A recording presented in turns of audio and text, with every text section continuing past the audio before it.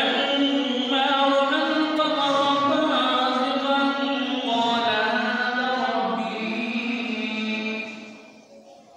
فلما أفل قال لئن لم يهدني ربي لأكونن من القوم الضالين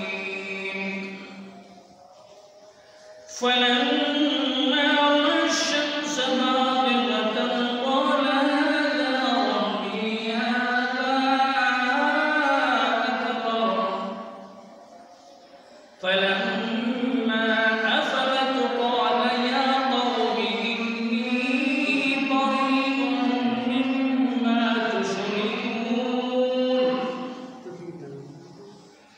إني وجهت وجهي للذي فطر السماوات والأرض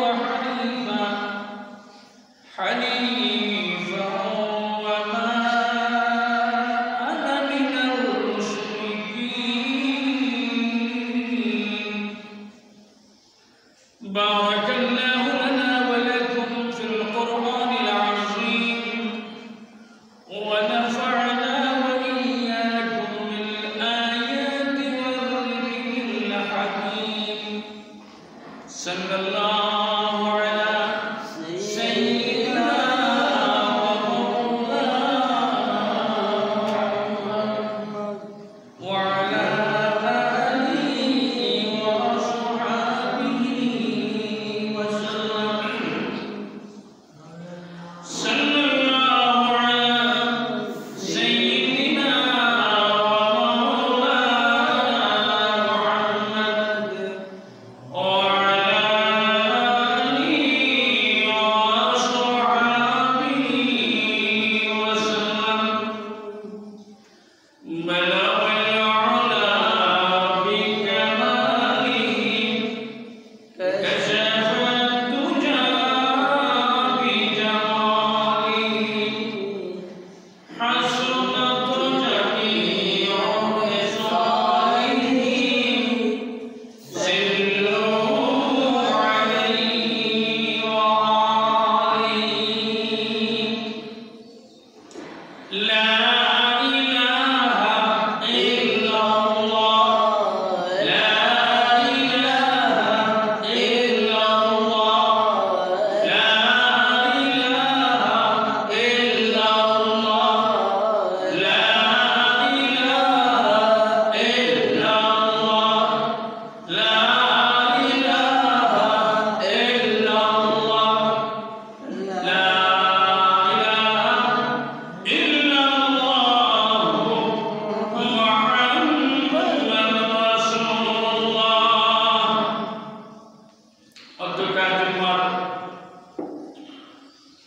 সম্মানিত উপস্থিত মুসল্লিয়ানে কেরাম মহান আল্লাহ পাক রব্বুল আলামিনের শুকরিয়া আদায় করি যে আল্লাহ সুবহানাহু ওয়া তাআলা আপনাকে আমাকে মিল্লাত ইব্রাহিমী পাঠিয়েছেন আমাদের ধর্মের নামকরণদাতা হচ্ছেন হযরত ইব্রাহিম খলিলুল্লাহ আমরা আমাদের ধর্মের নামকরণ যিনি রেখেছেন তিনার নাম হচ্ছে ইব্রাহিম খলিলুল্লাহ ইব্রাহিম খলিলুল্লাহকে আমাদের শরীয়তের পরিভাষায় ইসলামের পরিভাষায় যিনি হচ্ছেন সমস্ত মুসলিম জাতির পিতা মিল্লাত আবিদ ইব্রাহিম সমস্ত মুসলিম বিশ্বের পিতা যিনার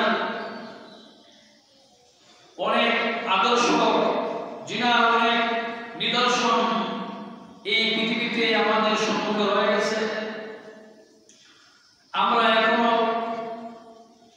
মুসলমান হওয়ার পরে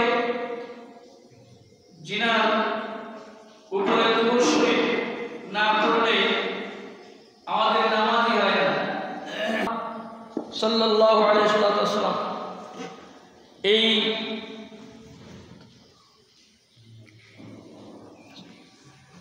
তো যাই হোক আমরা সেই পয়গম্বর যিনি আমাদের আদি পিতা তিনার আলোচনা নিয়ে আমার আজকের তিলাওয়াতকৃত আয়াত ইনশাআল্লাহ ইব্রাহিম পয়গম্বর কিভাবে দ্বীন ইসলামের উপর চলেছেন এবং কিভাবে আল্লাহর প্রতি বিশ্বাস গ্রহণ করেছেন, আল্লাহকে কিভাবে চিনেছেন, তেনার জন্মলগ্ন থেকে ইনশাআল্লাহ আমরা আলোচনা শুরু করব। আল্লাহ পাক তৌফিক দান করুন, বিতাওফিকিল্লাহি তাআলা ওয়া আউনিহি। তো ইব্রাহিম পয়গম্বর সাল্লাল্লাহু আলাইহি ওয়াসাল্লাম দুনিয়াতে কখন আসলেন? দেখা গেছে ইসলামের ইতিহাস তালাশ করে যুগে যুগে যত পয়গম্বর পৃথিবীতে আসছেন, ওলি আবদাল গৌস কুতুব আল্লাহর ওলি উলামায়ে কেরাম যুগে যুগে ইসলামের জন্য, আল্লাহর দ্বীনকে আল্লাহর জমিনে উড্ডীয়মান করার জন্য জালিমদের কাছে নির্যাতিত হয়েছেন, নিষ্পেষিত হয়েছেন। অনেক পয়গম্বর গলা কাটিয়ে দিয়েছেন ইসলামকে জিন্দা করার জন্য। অনেকেই কাফির বেঈমানের জেলখানায় আবদ্ধ হয়ে গেছেন। অনেকেই বিভিন্নভাবে নির্যাতিত হয়েছেন, কিন্তু আল্লাহর দ্বীনকে বাদ দেন নাই, ইসলামকে বাদ দেন নাই। দ্বীনকে যে কোনো মূল্যে দ্বীনকে সমুন্নত রেখেছেন, দ্বীনে ইসলামকে প্রচার প্রসার করেছেন। জান বাজি রেখে, ফাঁসি হোক, জেল হোক, নির্যাতিত হই, যাই হই, কিন্তু হতে পারি ইসলামকে কখনো বাদ দেন নাই। ইসলামের আওয়াজ, ইসলামের কথা বলেছেন আল্লাহু আকবার। সেই পয়গম্বরদের মধ্যে জলিলুল কদর পয়গম্বর হযরত ইব্রাহিম খলিলুল্লাহ, দেখুন কিভাবে আল্লাহর পরিচয়, আল্লাহর জমিনে আল্লাহর সৃষ্টিকুলকে দেখে দেখে কিভাবে আল্লাহর পরিচয় গ্রহণ করেছেন। আমরা ইব্রাহিম পয়গম্বর পৃথিবীতে আসার আগে জালিম বাদশাহ ইব্রাহিম পয়গম্বর পৃথিবীতে না আসতে পারেন, সেই জন্য কি কর্মসূচি গ্রহণ করেছিল, আমরা আগে তার কিছু আলোকপাত করব, এরপরে ইনশাআল্লাহ আয়াতের উপরে আলোচনা করব। হযরত ইব্রাহিম পয়গম্বর যখন পৃথিবীতে আগমন করবেন, তখন জগতের বাদশা ছিল কেনান ইবনে নমরুদ, অর্থাৎ কেনানের ছেলে নমরুদ ছিল এই বেবিলনের বাদশা, ইরাকের বাদশা। আল্লাহ পাক তাকে এত ক্ষমতা দিয়েছিলেন, ইতিহাসে খুঁজলে দেখা যায় তার প্রায় 1700 বৎসর হায়াত আল্লাহ পাক তাকে দান করেছিলেন, এবং তাকে এত জাগতিক ধনে ধনান্বিত করেছিলেন। তার ধনের সমকক্ষ কেউ ছিল না, তার শক্তির সমকক্ষ কেউ ছিল না, তার লাঠির সমকক্ষ কেউ ছিল না। লাঠি বল, অর্থ বল, হায়াতের আকসারাত হালতের উপরে তার মন মস্তিষ্ক রুবুবিয়ত থেকে একদম সরে যাইয়া, এমনকি সে নিজেকে খোদাই দাবি করতে দ্বিধাবোধ করে না, নিজেকে খোদা সম্বোধন করে ফেলছে। এবং তার রাজ্যে তাকে যারা খোদা বলতো না, তার ইবাদত করতো না, তাকে ফাঁসি দিত, শুলিতে চড়াই দিত, নির্মম নির্যাতন করত। তো আল্লাহ পাকের কুদরতের ইচ্ছা হয়ে গেল এই নমরুদের জুলুম নির্যাতন থেকে পৃথিবীর মানুষকে উদ্ধার করবেন, এটা আল্লাহর ইচ্ছা হয়ে গেছে। এখন আল্লাহ পাক হযরত ইব্রাহিম খলিলুল্লাহকে পৃথিবীতে পাঠাইবেন দ্বীনের ঝান্ডা নিয়ে। একদিন রাত্রে স্বপ্নে দেখে নমরুদ আকাশের পূর্ব দিকে উজ্জ্বল একটা নক্ষত্র প্রকাশ পেয়েছে, আর এই নক্ষত্রটা বেবিলন শহরে পড়ে গেছে। সাথে সাথে সারা বেবিলনের আগে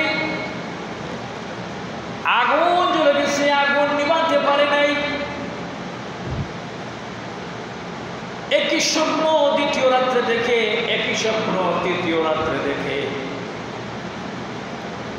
তৃতীয় রাত্রের স্বপ্ন দেখার পরে নমরুদের অস্থিরতা শুরু হয়ে গেল। বিষয় কি? আজই স্বপ্ন 3 দিন 3 রাত্র দেখে ফেললাম, বিষয়টা কি?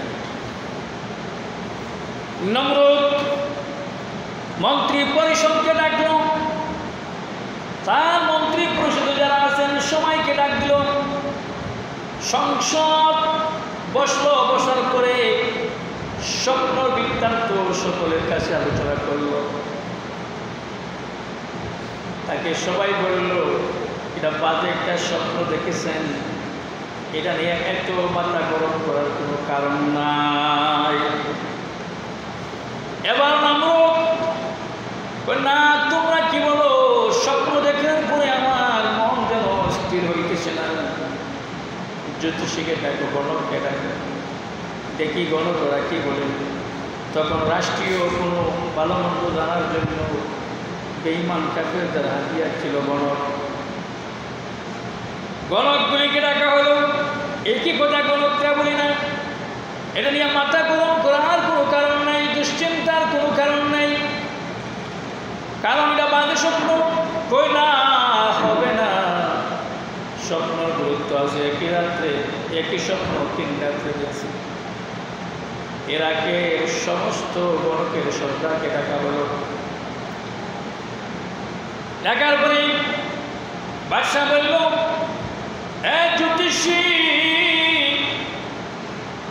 আমি জানতে পেরেছি তুমি আমার রাজ্যের সবচেয়ে সুপার পাওয়ার গণক, সুপার পাওয়ার জ্যোতিষী।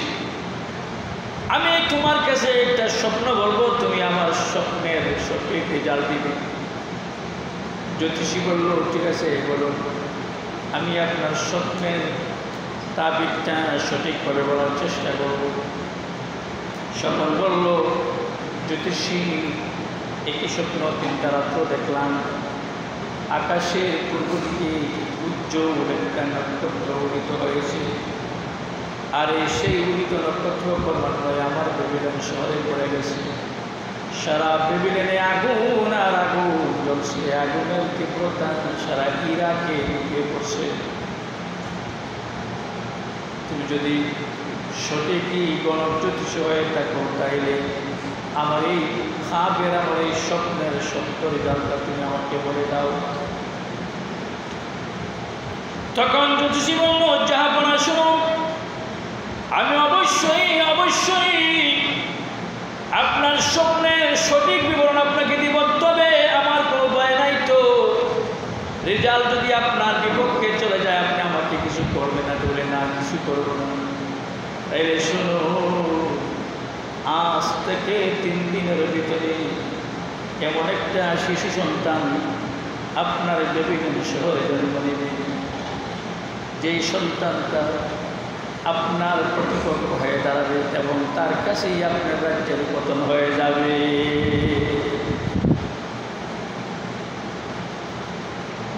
এবার তোমার স্বপ্নের ব্যাখ্যা আমার মনের সাথে মিল করেছে। জ্যোতিষী এবার বলল, এই সন্তানটা আসলে বলে, যেহেতু আমার পতন হয়ে যাবে, আমার কোনো ফয়সালা, আমার করণীয় কি? জ্যোতিষী বলল, এটা আপনি আপনার সিদ্ধান্ত গ্রহণ করেন।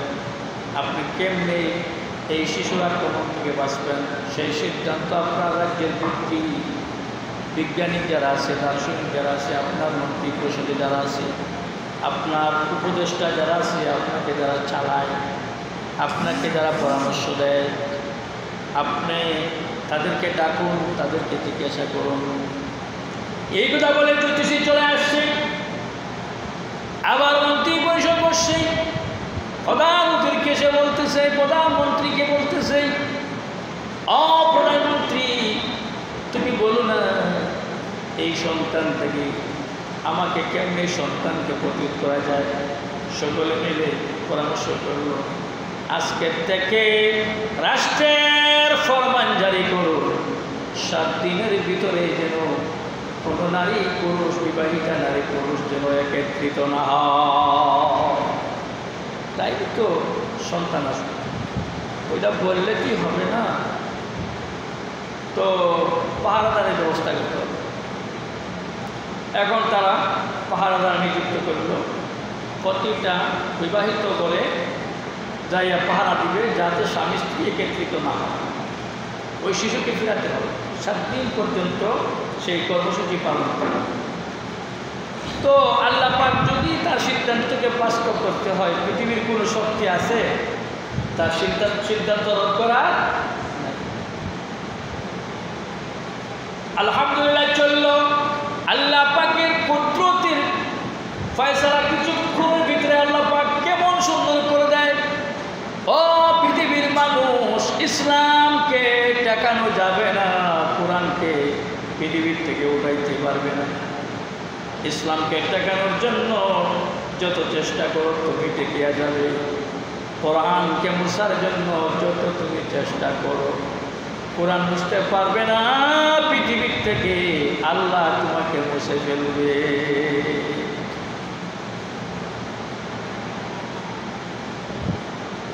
নমরুদের সবচাইতে বিশ্বস্ত দেহী রক্ষ ছিল আজর। নমরুদের বড়ি পাহারাদারি করত, সমস্ত ঘরে পাহারাদার নিযুক্ত।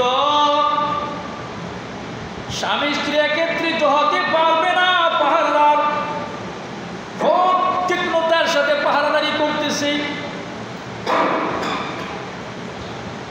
এদিকে বিশ্বস্ত দেহরক্ষী আজর, তার বাড়ি কিন্তু বাসা কিন্তু নমরুদের একদম পাশে। নমরুদের পাশেই আজরের বাড়ি। আজরের বাড়িতে আর দেহরক্ষী পাহারাদার নিযুক্ত করে নাই, কারণ আজর তো নমরুদের দেহরক্ষী, আজরের বউ তো একাই ঘরে আছে। সুতরাং পাহারাদারি কোনো প্রয়োজন আর করে না। ঠিক তেমনি ভাবে নমরুদ বলল, আমার দেহরক্ষীর বাড়ির পাহারাদারের প্রয়োজন নাই, যেহেতু দেহরক্ষী আমার কাছে। আল্লাহর কুদরতের খেলা। নমরুদ গভীর রাতে এমন ঘুম আসলো, নমরুদ ঘুমিয়ে গেল। স্বর্ণ পালঙ্কে দরজার সামনে দাঁড়িয়ে আছে আজর। কিছুক্ষণের ভিতরেই পাগলের মতো দৌড়াইয়া আজরের স্ত্রী আদনা বিবি আজরের সামনে হাজির হয়ে গেলেন। কবি সুন্দরী ছিলেন, রূপবতী ছিলেন। আজরের স্ত্রী কবি সুন্দরী, কবি রূপবতী, অল্প বয়স্কা মহিলা।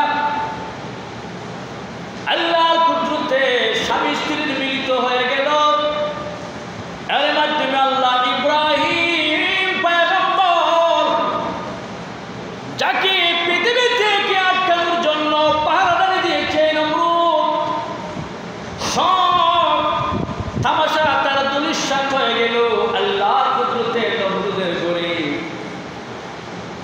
আজরের মাধ্যমে ইব্রাহিম পয়গম্বরকে আপনার গর্বে আল্লাহ পাক পাঠিয়ে দিলেন। আদিরা কুদরত দারি হর জগাহি আকুনি মুরদারা তো জানে বসে জিন্দা রাবে জাকুনি। আল্লাহ তো এত বড় ক্ষমতা, এত বড় কুদরত রাখে, এত বড় শক্তি রাখে। মৃত মহিলা স্তনের মধ্যে দুধের নহর জারি করিয়া জীবন্ত শিশুকে মায়ের পেট থেকে বের করিয়া অন্ধকার কবরে মৃত্যু মহিলার দুধ পান করাইয়া জীবন রক্ষা করেছে। আল্লাহর কুদরত ভুলে দিও না, আল্লাহর নাফরমানি করো, কিন্তু আল্লাহর সাথে আল্লাহর কুদরতের সাথে খেলতামশা করো না। আল্লাহর কুদরতের সাথে খেলতামশা করলে তোমার জীবন টিকবে না, জীবনের বাতি একবার নিভে যাবে। ইব্রাহিম পয়গম্বর মায়ের পেটে আসলেন, আল্লাহ পাক আগুনাকে এমন করে দিলেন, বোনের পেটে বাচ্চা আসছে, তার কোনো আলামত নাই, পৃথিবীর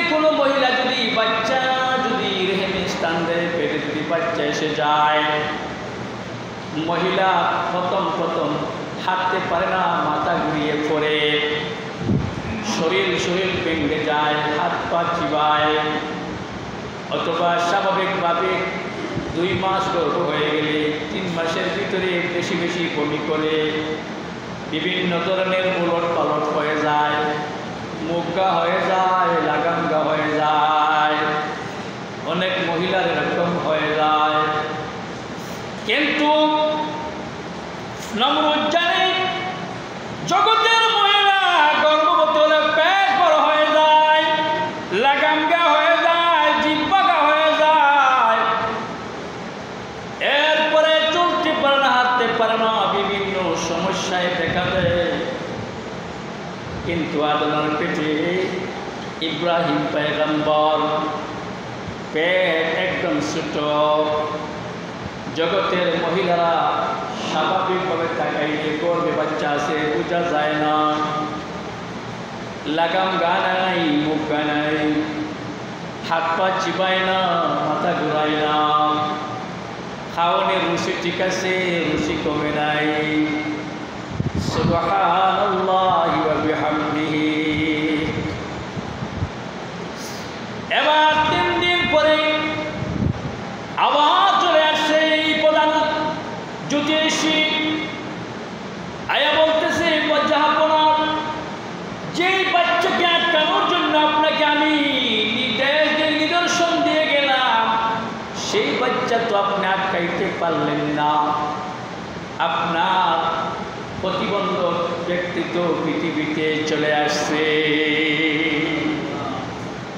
কি কর, আমি প্রতিটা ঘরে আমার পাহারাদার নিযুক্ত করলাম, যাতে স্বামী স্ত্রী মিলিত না হয়, আর আমার শত্রু যাতে পৃথিবীতে না আসতে পারে। এত বড় খরা নিরাপত্তা, এরপরে চলে আসছে। কি বলল, চলে আসে। এবার সিদ্ধান্ত দিল নমরুদ, শোনো আমার জগতের গোলামবান্দিরা, গোলামবান্দি তার, গোলামবান্দি কার? আল্লাহ। গোলামবান্দি কার? আল্লাহ। নমরুদ বলে তার দেশে গোলামবান্দি। শোনো আমার শত্রু তার মায়ের পেটে চলে আসছে।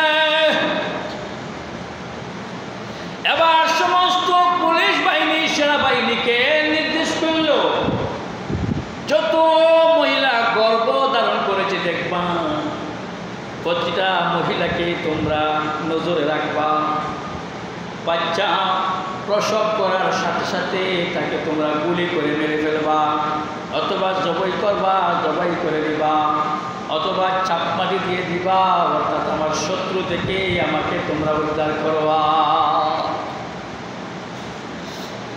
আর রাষ্ট্রীয়ভাবে ফরমান জারি করে দিল, আজকের থেকে নিয়ে এই ইরাকের মানুষ, বেবিলন শহরের লোক, তোমরা শোনো, আজকের থেকে নিয়ে নিম্নে 7 মাস, উপরে 11 মাস, নিম্নে 7 মাস, উপরে 11 মাস, এর মধ্যে 7 মাস পরে যদি কোনো সন্তান ভূমিষ্ঠ হয়, কোনো খাতির নাই, সন্তানকে জবাই করে দিবা। ইউযাব্বাহুনা আবনাআকুম। আল্লাহ পাক কোরআনে আয়াত নাযিল করে তাদের ফরমানের কথা বলে দিলেন, ইউযাব্বিহুনা আবনাআকুম ওয়া ইয়াস্তাহইয়ুনা নিসাআকুম।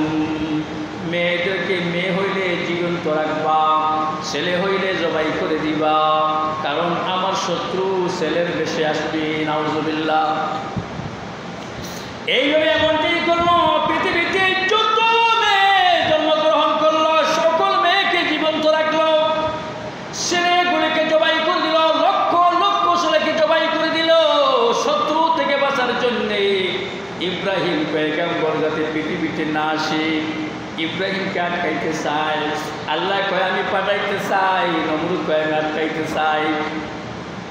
আল্লাহ পাকের সিদ্ধান্ত কোনোদিন কেউ রোধ করতে পারে না। আল্লাহর হুকুমের সামনে সবাই নত হতে হবে।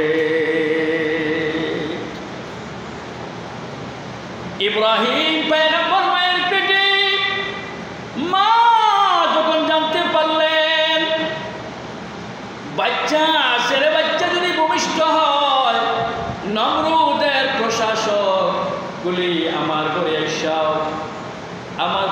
বাচ্চাকে জবাই করে দিবি, মেয়ে যদি হয় জীবিত রাখবে। আমি জানবো কেমনে আমার ঘরে বাচ্চা মেয়ে না ছেলে?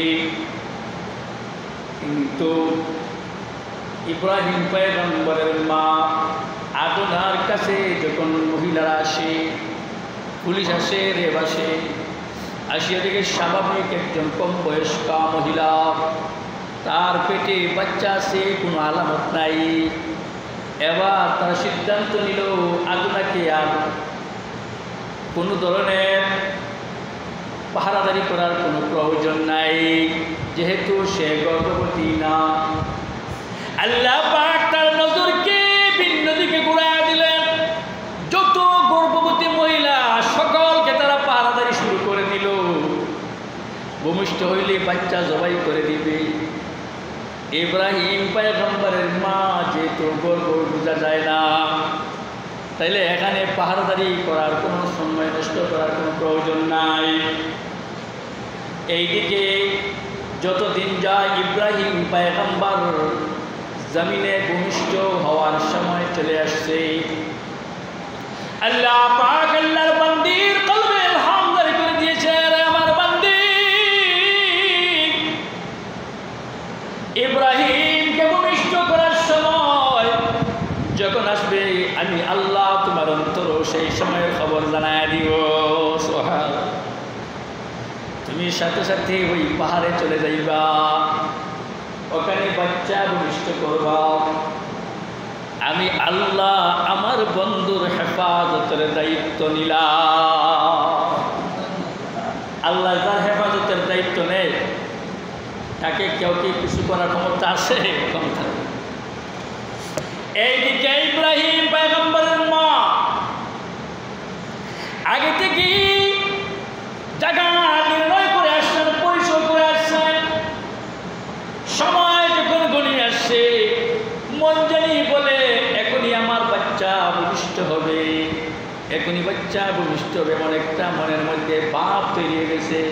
এই ভাবটা কি আল্লাহর পক্ষ থেকে ইলহাম বলা হয়। ইব্রাহিম পয়গম্বরের মা যখন বুঝতে পারলাম আমার বাচ্চা ভূমিষ্ঠ হওয়ার সময় প্রায়, চলে গেলেন ওই জঙ্গলে। বাচ্চা ভূমিষ্ঠ হওয়ার আগে মহিলাদের পেটে কিছু ব্যথা সৃষ্টি হয়। আমি আরেকদিন বলেছিলাম হযরতে হাওয়া আলাইহিস সালাম গন্ধমটা খাওয়ার কারণে আল্লাহ পাক দুইটা পুরস্কার দিলেন। একটা পুরস্কার বাচ্চা ভূমিষ্ঠ হওয়ার আগে পেটের ব্যথা, আরেকটা পুরস্কার প্রতি মাসে ব্লাড। দুইটা পুরস্কার আল্লাহ পাক দিলেন। ও আমার হাওয়া, তোমার পরামর্শে আদম গন্ধম খেয়েছে, পৃথিবীতে পাঠাইলাম তোমাকে দুইটা শাস্তি দিয়া। একটা হলো প্রতি মাসে তুমি থাকবে রক্তাক্ত 10 দিন, আর তোমাকে বাচ্চা ভূমিষ্ঠ করার সময় তোমার হবে পেটের ব্যথা।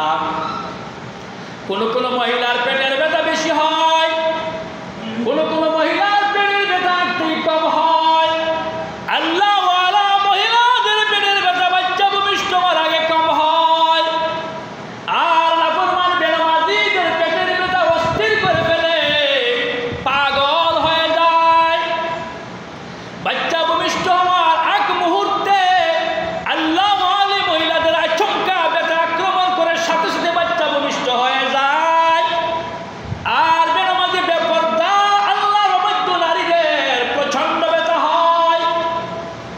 কোরআনের তাফসীর বলা হয়েছে, তাই বাস্তব জমিনে তার প্রমাণ আছে। ইব্রাহিম পয়গম্বর মা কিনকিন ব্যথা শুরু হয়ে গেছে, জঙ্গলার দিকে চলে গেছে, পাহাড়ে যাওয়ার পরে এখানে আল্লাহ পাক সুবহানাল্লাহি ওয়া বিহামদিহি ইব্রাহিম পয়গম্বরকে সালামতে ভূমিষ্ঠ করাইয়া দিলে। ইব্রাহিম পয়গম্বরের মা বাচ্চার দিকে তাকায় আর সূর্যের আলোর দিকে তাকায়। ডাক দেয়া কয় আমার মালিক, এটা কেমন সন্তান আমাকে দিলা? সূর্যের আলোর দিকে তাকাই, আমার বাচ্চার দিকে তাকাই, আমার কাছে লাগে সূর্যের আলোর চাইতে আমার বাচ্চার শরীরের আলো বেশি। সূর্যের আলো এটার ভিতরে তাপ আছে, অশান্তি আছে। আমার বাচ্চার আলোর ভিতরে কোনো তাপ নাই, আমার বাচ্চার আলোর মধ্যে কোনো সমস্যা নাই। আমার বাচ্চা দেখতে বড় মায়া লাগে। এমন বাচ্চা পৃথিবীতে আমি কোনো মহিলা প্রসব করতে অদ্যাবধি দেখি না। বাচ্চার দিকে তাকায়, বাচ্চা দুষ্ট আর পরপর শাহাদত আঙ্গুলি মুখের ভিতরে দিলেন। মা তাকিয়ে থেকে আঙ্গুল থেকে মধুর নহর জারি হয়ে গেছে। আহারে, পৃথিবীর কোনো বাচ্চা ভূমিষ্ঠ হওয়ার পরে তো আঙ্গুল থেকে মধু বের হতে দেখি নাই। বাচ্চা মধু এমনভাবে আঙ্গুল চষে চষে মধু পান করতেছে। মার দিকে তাকাই, মুস্কি মুস্কি হাসি মারে। বাচ্চাকে কোথায় চলে রেখে চলে যায়? এত সুন্দর বাচ্চা, আজীব বাচ্চা, জঙ্গলে কেমনে রাখি আর বাড়িতে নিয়ে যাই কেমনে? এমন করে কান্দায় বেহুশ হয়ে গেলেন, কি করি? সান্ত্বনা আসে, ইলহাম আসে। আমার পয়গম্বর, আমার বন্ধুর হেফাজতের দায়িত্ব আমি আল্লাহ বুদ্ধি দিয়ে দিলেন, আল্লাহ ব্রেইনে ঢুকাইয়া দিলেন। স্বাভাবিক গর্তকরণ করিয়া গর্তের ভিতরে কাপড় দিয়া ডাকিয়া গর্তর মুখটা বাচ্চাকে রেখে যাও, আমি আল্লাহ তার হেফাজত করে নিব। মহিলা এমনটাই করলেন, কাপড় দিয়ে ডাকিয়া গর্তের ভিতরে ইব্রাহিম পয়গম্বরকে রেখে চলে গেলেন বাড়িতে। স্বামী যখন আসলেন রাত্রে, স্বামীর কাছে বলতেছে, আমার স্বামী, আমি পৃথিবীতে তোমাকে সবচাইতে বড় ভালোবাসি। তুমি আমাকে ভালোবাসো। আমি একটা সংবাদ তোমাকে দিব, ওয়াদা করো নমরুদের কাছে, পুলিশ বাহিনীর কাছে, প্রশাসনের কাছে এই সব কথাটা তুমি প্রকাশ করবা না। বলেন না, কথা দিলাম করবো না। আসো আমার সাথে, আসো আসো, আমরা একটা জায়গায় যাই। ওই জঙ্গলায় গেলেন, বাচ্চাকে দুধ পান করাবেন। এত সুন্দর বাচ্চা, আগর বাক হয়ে গেল, হারে এত সুন্দর বাচ্চা তো আমি পৃথিবীতে কোনোদিন দেখি নাই। মন্তরে ভালোবাসা লাগিয়া গেছে। কয় আদর বলে, ও আদনার, এত সুন্দর বাচ্চা আমরা দুজনে এমনভাবে নিরাপদ রেখে যাই যাতে জঙ্গলের কোনো প্রাণীও স্পর্শ করতে পারে নাই। এখন আদনার স্বামী আজর মাটি খনন করার অস্ত্র দিয়া গভীরভাবে পুঁতলেন গর্ত। এর ভিতরে সুন্দর সিস্টেম করে যাতায়াতের ব্যবস্থা রাখলেন আর রাস্তার মুখটা বন্ধ করলেন। হঠাৎ করে তাকিয়ে দেখে তর্জনী আঙ্গুল থেকে পানির দরিয়া শুরু হয়ে গেছে। যখন ইব্রাহিম পয়গম্বরের পানির প্যাস লাগে, ওই আঙ্গুলটা মুখে দিলেই ফুটা ফুটা হইয়া ওই পানি ইব্রাহিম পয়গম্বর শিশু বাচ্চার মুখের মধ্যে পড়িয়া যায়। আরো কিছুক্ষণ করে তাকিয়ে দেখে ওই মধ্যম আঙ্গুলি থেকে যেন দুধের নহর জারি হয়ে গেছে। আর একটু পর তাকাইয়া দেখে আঙ্গুলির মধ্যে, বিটটা আঙ্গুলির মধ্যে যেমন বিশুদ্ধ গায়ের ঘি দেখা যায়। যখন যেটার প্রয়োজন হয় ইব্রাহিম পয়গম্বর তখন সেই আঙ্গুলটা মুখে দিলেই ঘির প্রয়োজন, আঙ্গুল মুখে দিয়ে চুষলে ঘি ঢুকে যায়। পানির প্রয়োজন, আঙ্গুল মুখে দিলে পানি চলে যায়। মধুর প্রয়োজন, আঙ্গুল মুখে দিলে মধু চলে যায়। দুধের প্রয়োজন, দুধ আঙ্গুল মুখে দিলেই দুধ চলে যায়। এমন অবস্থা থেকে আজার অস্থির হয়ে গেল। আগুনারে ওই বাচ্চাকে যে কোনো মূল্যেই নমরুদের হাত থেকে নিশ্চয়ই বাচ্চা সাধারণ বাচ্চা না, এই বাচ্চাটা কোনো এক সময় পৃথিবীতে এই বাচ্চা অসাধারণ একটা বাচ্চা রূপ ধারণ করবে, যা তোমার আমার ভাগ্যের পরিবর্তন হয়ে যাবে। গহগদারা মুলকে বখশি গাহে সারা চুবদাও আজ বরা এ নিমনানে দর বদর হয় রাখুনি। আল্লাহ পাক চাইলে যার হেফাজতের দায়িত্ব কেউ নেয় নাই, তাকে হেফাজত করে সুপ্রতিষ্ঠিত করতে পারে। চাইলে বিশাল অঙ্কের ধনীকে গরিব বানাইতে পারে, চাইলে একেবারে নিটর গরিবকেও ধনী বানাইতে পারে, স্বাস্থ্যহীনকে স্বাস্থ্য দিতে পারে, নিরাশ্রয়কে আশ্রয় দিতে পারে। নিরাশ্রয়ের আশ্রয় একমাত্র আমার মালিক আমার আল্লাহ। চলে আসলো কেউ জানে না, কিন্তু ইব্রাহিম পয়গম্বর অন্য বাচ্চা 1 মাসে যত বড় হয়, একদিনে এত বড় হয়ে যান।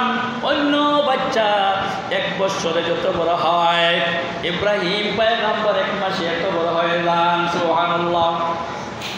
কিতাবের মধ্যে পাওয়া যায়, কেউ বলেছেন 10 বছর, কেউ বলেছেন 17 বছর, কেউ বলেছেন 12 বছর। এই গর্তের ভিতরে ইব্রাহিম পয়গম্বরকে রাখা হয়েছিল। হঠাৎ যখন 17 বলেন 10 বলেন যাই বলেন, ইব্রাহিম পয়গম্বরের মা শিশু ইব্রাহিমকে দেখার জন্য জঙ্গলে গেলে, যাওয়ার পরে মার সাথে বাচ্চা এত সুন্দর আলাপ করে, মা আলাপগুলি শুনে আদার রজনী, তখন দেখে মা আদার রজনীতে দেখেন আকাশের মধ্যে একটা নক্ষত্র উদিত হয়েছে। মা ওই নক্ষত্রকে পূজা করে, মা নক্ষত্রের পূজা করে আর নক্ষত্রকে বলে, ও আমার দেবতা, আমার বাচ্চাকে হেফাজত করিও। সোহান মায় নক্ষত্রের কাছে বাচ্চাকে হেফাজত করিও। এখন দেখুন সুবহানাল্লাহ, কেন বললাম? এর একটা জবাব ইব্রাহিম পয়গম্বর দিবেন। জবাবটা দেওয়ার আগেই আমার অন্তরে ইব্রাহিমের জবাব, ঈমানের দীপ্ত কণ্ঠের আওয়াজ, সেই আওয়াজ আমার অন্তরকে এমনভাবে আসক্ত করেছে, আওয়াজের জবাব দেওয়ার আগেই সুবহানাল্লাহ বলে ফেলেছি। আল্লাহু আকবার। আল্লাহ যাকে রাস্তা দেখায়, কেউ তাকে রাস্তা থেকে সরাইতে পারে না। আল্লাহ যাকে ঈমান দেয়, কেউ তাকে বেঈমান করতে পারে না। আল্লাহ যাকে ইসলামের বুঝ দেয়, কোনো শক্তি তাকে সরাইতে পারে না। এবার মা যখন সন্তানের দিকে তাকিয়ে, মা যখন আকাশের নক্ষত্রর কাছে কি চাইলেন? সাহায্য চাইলেন। এমন সময় ইব্রাহিম পয়গম্বর ছোট বাচ্চা, তিনি আকাশের দিকে তাকায় নক্ষত্রকে দেখেন। দেখতে দেখতে কিছুক্ষণ পরে নক্ষত্র কি হয়ে যায়? গায়েব হয়ে যায়। এইভাবে একটা একটা করে দেখেন। আল্লাহ পাক এই সম্পর্কে কোরআনে আয়াত নাযিল করে বলেন, وَكَذَلِكَ نُرِي إِبْرَاهِيمَ مَلَكُوتَ السَّمَاوَاتِ وَالْأَرْضِ وَلِيَكُونَ مِنَ الْمُوقِنِينَ।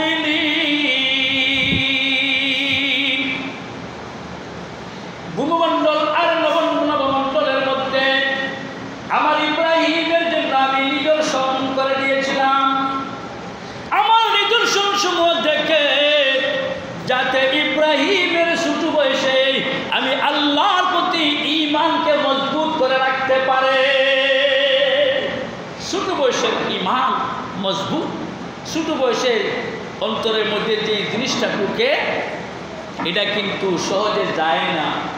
আমরা ছোট বয়সে পড়ছি, এই পড়া এখনো আছে, কিন্তু ছোট বয়সে আমরা যখন, আমি নিজের কথা বলি, আমি যখন কোনো কিতাব একবার দেখছি, আমার এত জেহনিয়াত ছিল,